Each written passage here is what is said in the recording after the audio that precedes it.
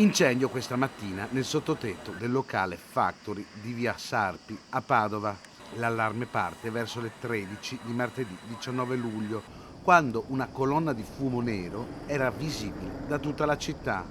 Sul posto, oltre ai carabinieri e agli agenti di polizia locale, sono intervenuti i vigili del fuoco della sede centrale di Padova con 4 mezzi per domare il rogo innescato probabilmente da un cortocircuito. La copertura del locale del punto dove hanno operato i pompieri era di lamiera, materiale che potrebbe essersi surriscaldato creando le condizioni perfette per un cortocircuito.